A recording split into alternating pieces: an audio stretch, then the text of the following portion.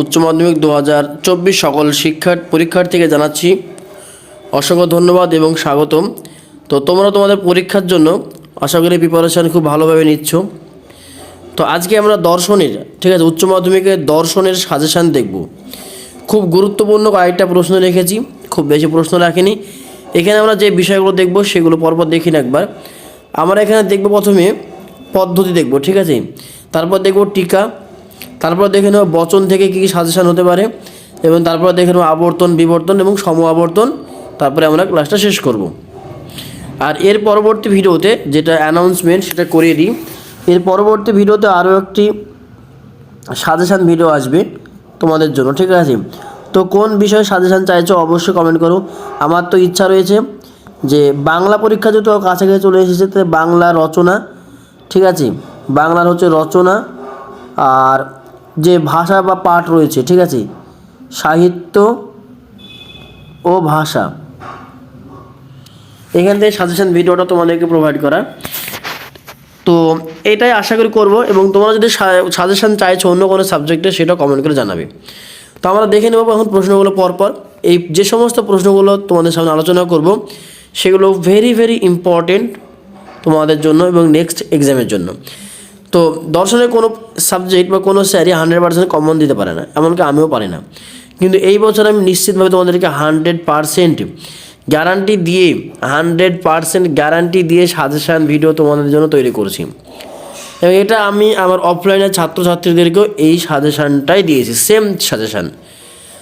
99.99% suggestion থাকবে, guarantee থাকবে একদম।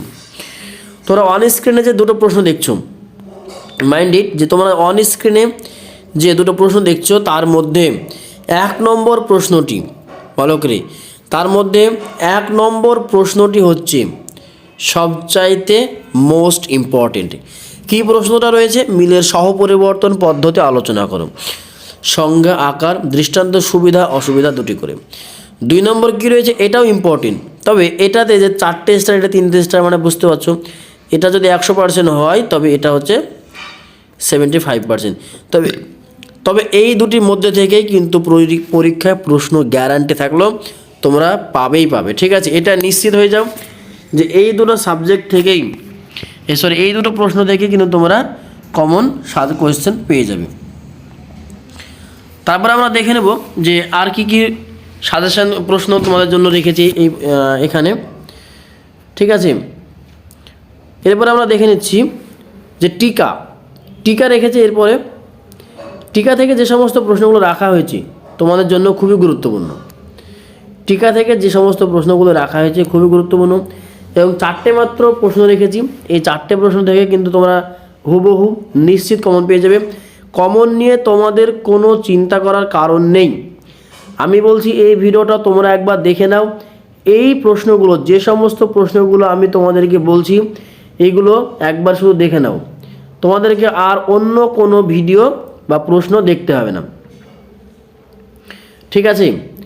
তো প্রশ্নগুলো, টিকাগুলো কী রয়েছে তোমরা অলরেডি দেখতেই পাচ্ছ। তার মধ্যে কাকতালীয় দোষ, আরও একটি প্রশ্ন, একটি অবান্তর বিষয়কে কারণ হিসেবে গ্রহণ করার দোষ। কোশ্চেন নাম্বার 3, আবশ্যিক শর্তকে সমগ্র কারণ হিসেবে গ্রহণ করার দোষ। এই যে প্রশ্নগুলি বললাম, এবং অবৈধ সামান্যীকরণ দোষ। 8খানা টিকা দিয়ে বলবো যে এইখানে দুটো প্রশ্ন কমন আসবে, এরকম নয়। আমি তোমাদেরকে যেটা বলেছি যে এই যে 4টে প্রশ্ন দিচ্ছে এখান থেকে, এই 4টে প্রশ্নের মধ্যে থেকে কিন্তু তোমাদের কমন নিশ্চিত আসবেই, এটা তোমরা ধরেই রাখো। এর বাইরে কোনো রকম প্রশ্ন হবে না, এটা আমি গ্যারান্টি দিয়ে বলছি। পরবর্তী কী প্রশ্ন রয়েছে দেখে নেব একবার আমরা। ভিডিওটা একবার এদিক ওদিক করছি কারণ তোমাদের যেন অসুবিধা না হয় প্রশ্নগুলো দেখতে, তার জন্য, ঠিক আছে।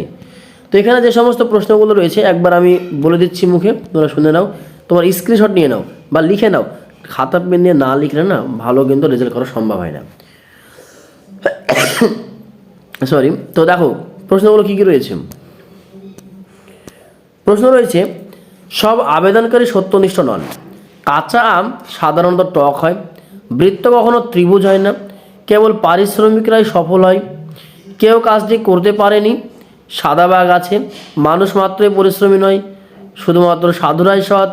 কেবলমাত্র শিক্ষিত ব্যক্তিরাই প্রগতিশীল।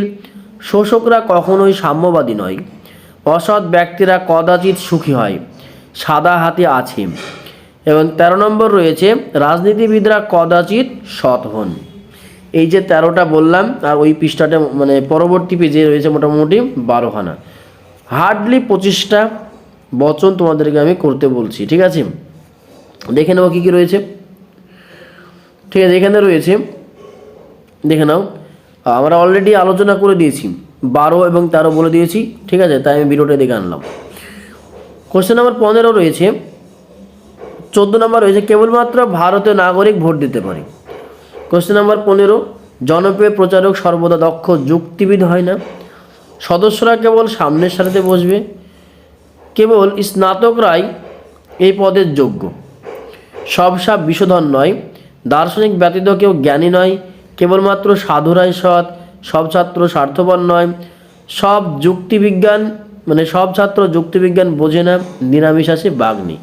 এই যে মোট 23খানা বললাম, এই 23খানা থেকে তুমি বচন নিশ্চিত কমন পাবে।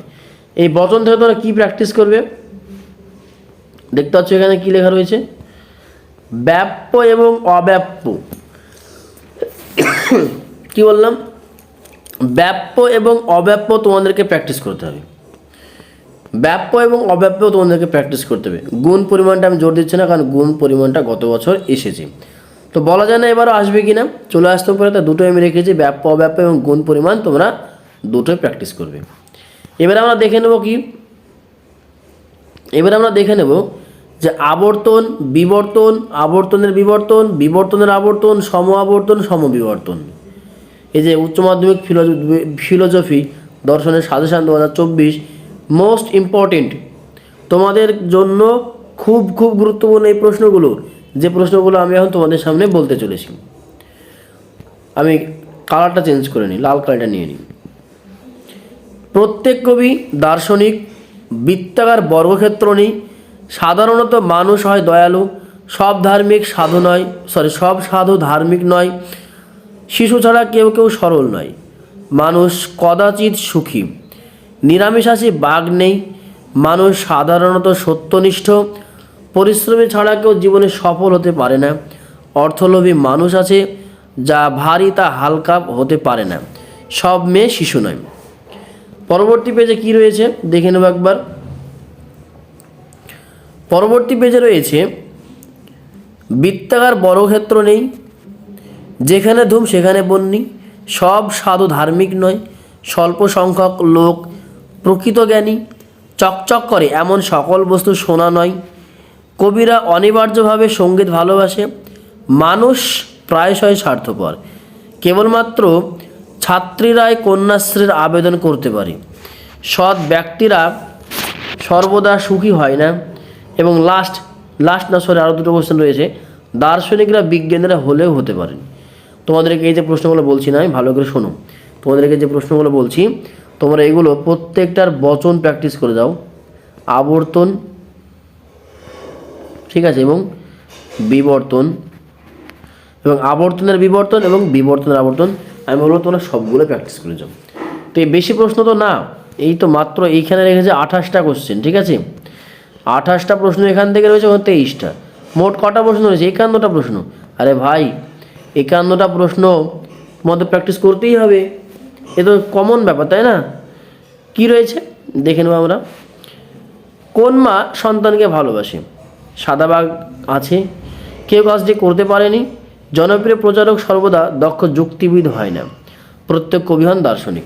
তো এই যে প্রশ্নগুলো বললাম, এই প্রশ্নগুলো তোমাদের জন্য মোস্ট ইম্পর্টেন্ট। ঠিক আছে, তো এই যে প্রশ্নগুলো, ঠিক আছে, এই প্রশ্নগুলো কিন্তু শুধু তোমাদের মানে আমি তো বললাম যে প্রত্যেকটা প্রশ্ন তোমরা বচন, আবর্তন, বিবর্তন, বচনের আবর্তন, বিবর্তন সবগুলো প্র্যাকটিস করে যাও। এই মাত্র 51টা কোশ্চেন, এগুলো একটু করতেই হবে। ঠিক আছে, তো আবারও বলছি, এর বাইরে তোমাদের আর কোনো প্রশ্ন হবে না, এর বাইরে তোমাদের আর কোনো রকম প্রশ্ন হবে না। কি করে বলতে চাচ্ছি এটা আমি তোমাদেরকে 100% দিয়ে বলছি। ঠিক আছে, এর বাইরে তোমাদের আর কোনো প্রশ্ন হবে না। তো ভিডিওটা আমার শেষ করার আগে আরও একটা অ্যানাউন্সমেন্ট, তোমরা যদি চ্যানেলে নতুন হয়ে থাকো, ঠিক আছে, তো চ্যানেলটা অবশ্যই তোমরা কী করবে, সাবস্ক্রাইব করে সঙ্গে থেকো, বেল নোটিফিকেশান অল অপশানটা অন করে রাখবে এবং প্রত্যেকটা ভিডিও এবং উচ্চ মাধ্যমিক পরীক্ষা দেওয়ার পর যে তোমাদের উত্তরপত্র মেলানো এখানেই কিন্তু তোমরা পাবে। তাই বলবো চ্যানেলে তোমরা সাবস্ক্রাইব করে রাখো আর একটা লাইক দিয়ে যাবে ভিডিওটা যদি ভালো লাগে, আর বন্ধুদের মধ্যে ভিডিওটা কিন্তু অবশ্যই তোমরা শেয়ার করে দেবো, ঠিক আছে? তো এই বলে আমি ভিডিওটা শেষ করলাম। Thank you so much.